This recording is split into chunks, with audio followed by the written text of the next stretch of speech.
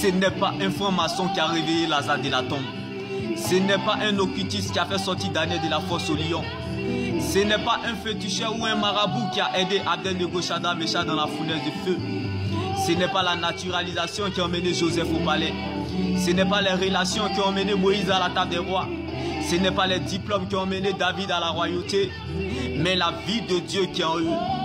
La présence de Dieu est capable de faire pour toi ce que l'argent ne peut pas faire. Que Dieu prenne la forme de ce qui te manque. Quelle que soit la vieillesse de ta situation, le capital vie de Dieu qui est en toi te rassurera. Coûte que coûte, jusqu'au bout, tu y arriveras.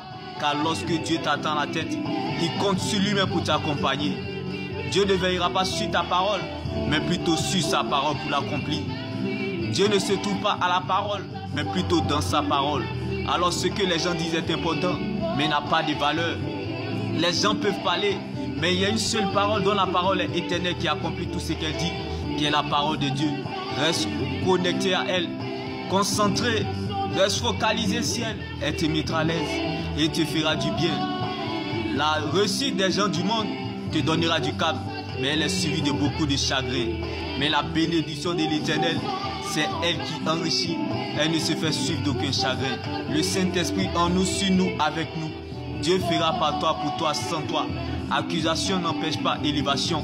On peut fabriquer la célébrité, mais l'élévation vient toujours de Dieu. On travaille par compétence pour recevoir un salaire. La célébrité est le talent. Mais on sait avec le cœur pour recevoir une récompense. L'élévation est un don.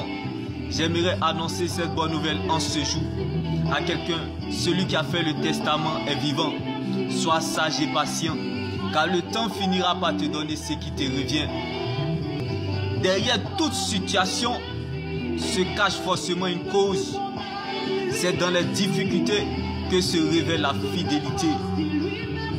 Heureux l'homme qui cherche la présence de Dieu malgré les difficultés. Sois consolé depuis ta position dans le nom de Jésus-Christ. Car ce que tu as est plus grand que ce que tu cherches, espères ou attends. Vaut mieux garder sa paix intérieure que de chercher sa raison. Vaut mieux être blessé que de mourir. L'oiseau ne se fâche jamais contre l'arbre. Il est moins grave de perdre que de se perdre. Tu peux tout perdre sans avoir rien perdu, parce que tu demeures dans le véritable Jésus-Christ de Nazareth. L'argent n'a pas pu réveiller Lazare de la tombe. Les relations n'ont pas pu réveiller Lazare de la tombe. Il a fallu la présence de Jésus à ses côtés. Que les gens veuillent ou pas, tu entendras la voix de Dieu.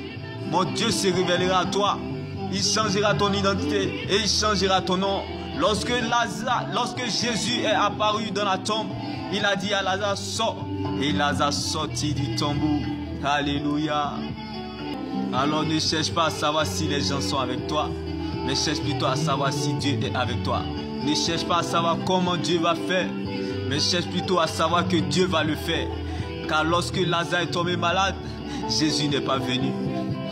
Mais Jésus a laissé donc Lazare aller en tombeau afin d'aller le ressusciter. Bien-aimé, ce qui arrive est mieux que ça. Rien n'arrive sans rien. Si une chose est arrivée, c'est parce qu'il y a quelque chose qui est arrivé avant cette chose. Les épreuves viennent en fonction de la foi que Dieu a déjà disposée en chacun. Chacun de nous a ses épreuves taillées à sa propre mesure. La grandeur ne surprend pas les grands. Tes épreuves sont liées à ta grandeur. Alors sois sage et patient, car le temps finira par te donner ce qui te revient. Tu es ce que tu deviendras et non ce que tu traverses. Que les gens t'aident ou pas, interviennent ou pas, le veuillent ou pas, Dieu se souviendra de toi. Dieu fera par toi, pour toi, sans toi. Non pas parce que tu as raison, mais parce que tu es sa raison. Si Dieu te veut, il t'aura.